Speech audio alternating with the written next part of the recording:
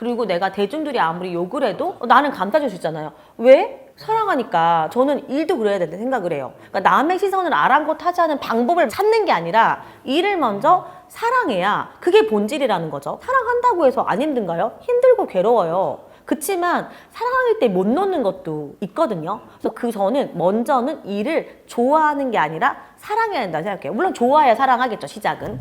네, 안녕하세요. 네, 안녕하세요. 네, 정말 한국 사람들이 네. 뭐 진로를 선택하거나 뭐 자기의 연인을 선택하거나 자동차 선택하거나 항상 비교를 하고 그렇게 남들의 시선을 많이 의식하잖아요. 그쵸. 남의 시선 신경 쓰는 이유가 뭘까요? 저는 일단 여러 가지 이유가 있을 것 같은데 교육의 문제가 큰 것 같아요. 그러니까 착한 아이라는 프레임이 되게 우리나라는 좀 쌓여져 있어서 그냥 부모님 말 듣고 선생님 말 들으면은 그냥 착한 아이, 뭐 부모님, 선생님 아니면 친구들 사이에서도 문제없게 지내야 되잖아요. 당연히 남의 시선을 많이 신경 쓰게 되는 것 같고 특히나 첫째인 분들이나 이렇게 하면은 부모님들이 너가 잘해야 된다? 주입을 좀 하기 때문에 내가 잘하려면 어떻게 되자 하면서 내가 중심이 아니라 타인 좀 중심인 사람들이 많고요. 그래서 옛날에 조금 보면 착한 아이 증후군? 이런 것도 좀 많은 이유가 그냥 어렸을 때 그냥 그렇게 조금 커와서 근데 사실 나는 그런 스타일이 아니야. 그러니까 약간 그게 되게 힘들지 않을까 생각이 좀 들었어요. 근데 요즘에는 그게 너무 문제가 되다 보니까 오히려 지금은 약간 내가 중심인 세대가 좀 된 느낌이 있거든요. 아, 반대로? 반대로. 그래서 그 부분은 좀 다음에 다뤄보도록 할게요. 그래서 좀 교육의 문제가 아닐까 싶어요. 그러면은 저 원장님이 상담할 때 남의 눈치를 좀 덜 의식하고 새로운 분야에 도전하는 사람들 있잖아요.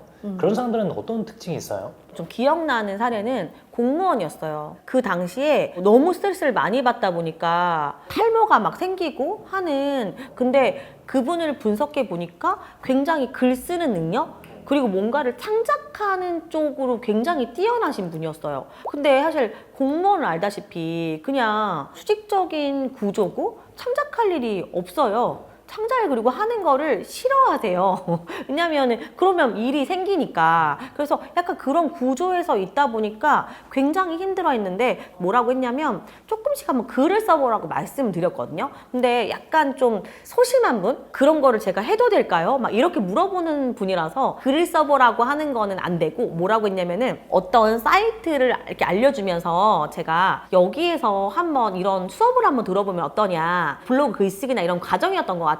그게 한 5, 60만 원? 좀 싸지 않았어요. 근데 그분한테 블로그로도 200 벌 수 있대요. 제가 말하면서 설득을 겨우겨우 해서 그분이 그러면 한번 수업을 들어보겠다고 이렇게 하셨거든요. 그렇게 하시면서 블로그로 너무 재밌대요. 수업도 너무 재밌고 그러면서 약간 자기는 막 작가 이런 게 엄청 크다고 생각했던 거예요. 막 내가 아닌 엄청난 사람들이 해야 되는 일이라고 생각을 했는데 어쨌든 수업을 들으면서 그 장벽이 되게 낮아져서 항상 글감들도 모아놓으시면 노트북 메모장에다가 소심하게 이렇게 해놨는데 그걸 이제 블로그에다가 올려보라고 한 거예요. 근데 의외로 너무 사람들이 너무 재밌다. 어떻게 재밌게 쓰냐라고 해서 댓글에 혹시 웹소설 같은 거 한번 도전해보시면 어떨까 이런 얘기를 막 들으니까 갑자기 막 없던 자신감이 막 생기더라는 거예요. 저한테 전화가 와서 약간 예명 하나 만들어라 라고 해서 또 너무 또 신난다는 거예요. 그래서 퇴근하고 자기가 맨날 이렇게 글을 이렇게 쓰는데 거기서 조금씩 좋아요가 좀 붙고 또 어떤 분이 뭐냐면 제가 이거에 대해서 좀 약간 좀 사파 같은 거를 좀 그려주고 싶다는 약간 조그만 또 팬층도 또 생긴 거예요. 이분이 너무너무 좋아하시면서 내가 이런 재능이 있다라고 하면서 휴직을 하게 되셨는데요. 휴직을 그냥 막 싫어서 한 게 아니라 너무 조금 집중하고 싶다는 거야. 그래서 문해창작과를 또 다시 들어가셨어요. 그래서 다시 공부를 조금 하면서 시작하고 있거든요. 그래서 지금은 정말 지금 웹소설 작가로 활동하고 계신 분이 있어요. 너무 신기하죠. 그래서 뭐냐면 내가 되게 세지면 스스로 극복이 되는 것 같아. 내가 뭔지에 대해서 확실해지면 저는 그거를 극복할 수 있다고 생각을 해요. 남 눈치를 안 보겠다는 각오도 필요하겠네요. 그냥 결단력. 너무 독불장군이라고 보일 수도 있으니까 밀어나가. 근데 너무 피드백이 안 좋거나 그러면 수용해 하면서 사람이 약간 둥글둥글 세상과 연결되는 것도 필요할 것 같아요. 그래서 방향도 중요하고 확신도 중요하고 피드백도 중요해요. 꽃이 자라려면 뭐가 중요할까요? 물만 많이 주면 돼요? 그냥 물, 흙, 햇빛이잖아요. 이게 있어야 되는 건지 하나라도 안 되면 안 되는 세상이에요.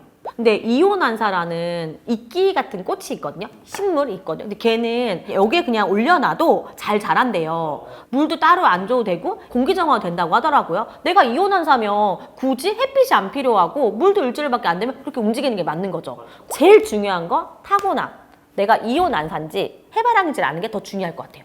아까 남의 시선을 보지 않는 법에서 말했는데요. 저는 그거를 사랑이라고 생각하거든요. 예를 들어서 여자친구가 되게 나쁜 짓을 했어요. 누가 봐도 되게 나쁜 짓이야. 그런데 사랑하게 되면요, 내가 그 친구를 이렇게 구해낼 수 있잖아요. 그리고 내가 대중들이 아무리 욕을 해도 나는 감싸줄 수 있잖아요. 왜? 사랑하니까. 저는 일도 그래야 된다고 생각을 해요. 그러니까 남의 시선을 아랑곳하지 않은 방법을 찾는 게 아니라 일을 먼저 사랑해야 그게 본질이라는 거죠. 사랑한다고 해서 안 힘든가요? 힘들고 괴로워요. 그치만 사랑할 때 못 놓는 것도 있거든요. 그래서 저는 먼저는 일을 좋아하는 게 아니라 사랑해야 된다고 생각해요. 물론 좋아야 사랑하겠죠, 시작은. 아까 마음에 대해서 얘기했는데요. 자기 확신이 필요하다고 하잖아요. 그래서 마지막으로는 자신감과 자만심을 구별해야 된다고 생각이 들어요. 자신감과 자만심 두 개는 자기 효능감을 바탕이 있지만 두 감정의 기준은 아예 다르기 때문이에요. 자신감이 있는 사람은 내가 부족하더라도 어떤 분야에 대해서 배우려고 하지만요. 자만심이 있는 사람들은 내가 못할 것 같은 분야는 도전하지 않으려고 해요. 저는 여러분이 자신감을 갖고 자만심은 좀 갖지 않으셨으면 좋겠어요. 그래서 여러분들이 어떤 분야든 도전하시면 좋겠습니다. 감사합니다. 이혜진이었습니다.